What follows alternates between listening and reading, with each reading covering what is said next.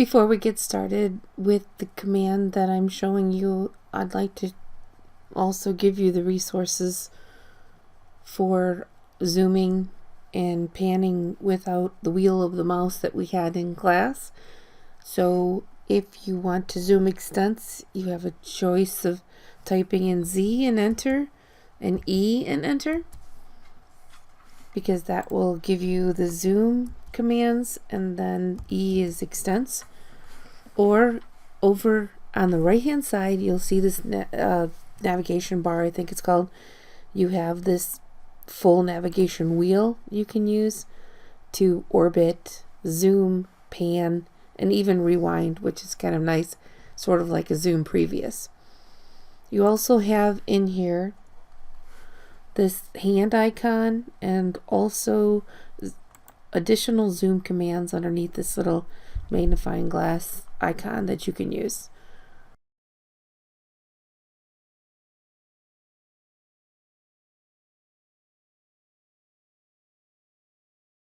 So right now I'm looking at a two-dimensional object, flat top view, and so we're going to go to the top left and click on the word top and go to southeast isometric.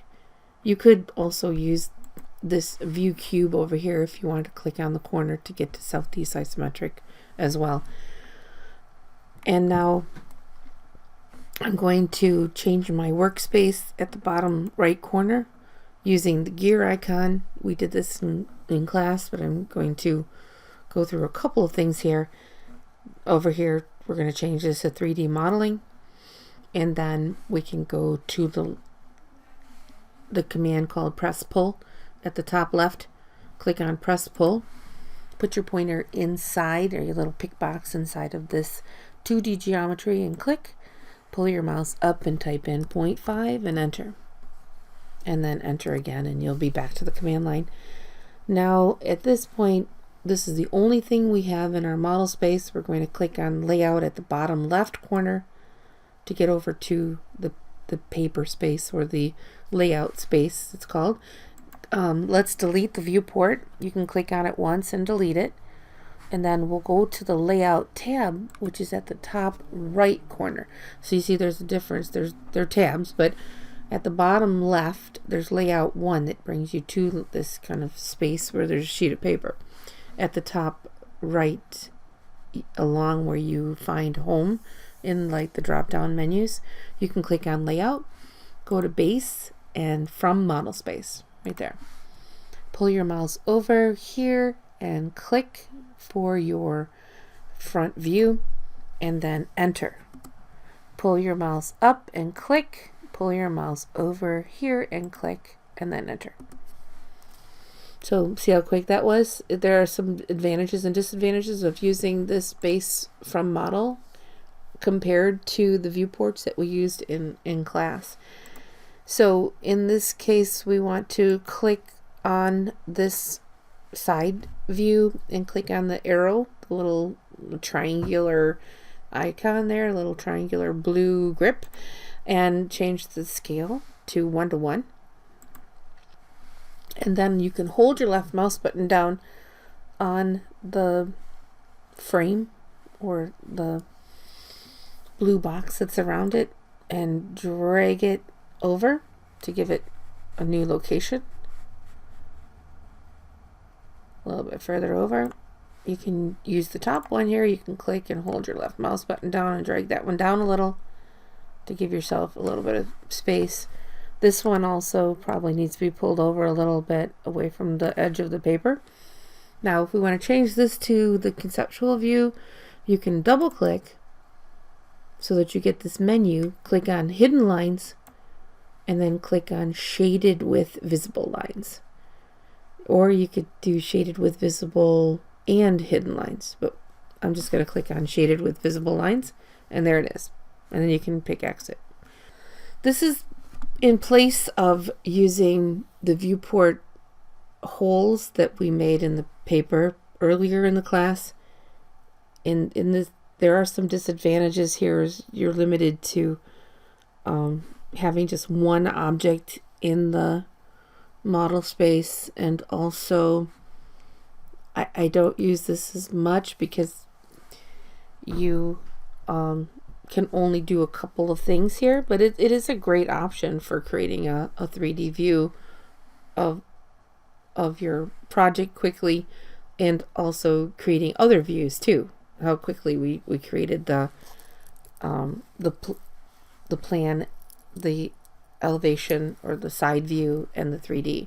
Now at this point, everything else can go right on this sheet. You don't have to have a layer of this viewport. You can go back over the home tab. You could even use layer 0 to start dimensioning this drawing. So let's see what the dimension looks like. We'll go over to annotate and only use, I only use linear. I haven't been using in class this bigger icon called dimensions because sometimes it works. Most of the time it works, but a few times it doesn't. So I'm going to go in this drop down here and pick linear and click the centers of each circle and pull my mouse over and click. I already know that I need to change my dimension style, so as we did in class, we're going to type in D and enter. We'll pick the modify button and change in the primary units tab your precision to 0.00. It looks like we do have to take out the 0 before the 0.75 here. So I'm going to go ahead and put a check mark underneath 0 suppression under leading, so that 0 is out of there. Okay, I'll pick OK and close. So I can see that I need to move it over a little bit because it works with the side view. I'm going to hold my side view down and pull it over just a little bit so that we can get that dimension in there. Okay, let's see what else. We have some other dimensions that you can work on.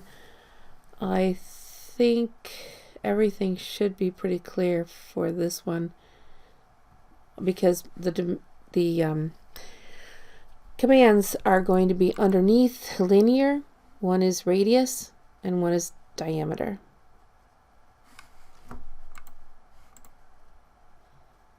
And don't forget about this 0.5 down here as a dimension that you need to put on your drawing. And then use the multi-line text right there at the top left to put your assignment number there. The last thing I'd like to mention about this command is that over in the model space, you can click on model at the bottom left. Go ahead and take a look at your layers. If you click on layer properties, you'll see that what was created here are these 4 layers. 2 of them are hidden and have the hidden line type, and the other 2 are continuous. They represent the line work that's within your drawing. So now you have a choice of creating viewports, or those holes that are in the layout, where you can go to layout and pick rectangular and create your box or your hole. We did this in class, these viewports. Or you can use base from model space. Okay, hope you enjoyed the video, and we'll keep in touch. Let me know if you need any help.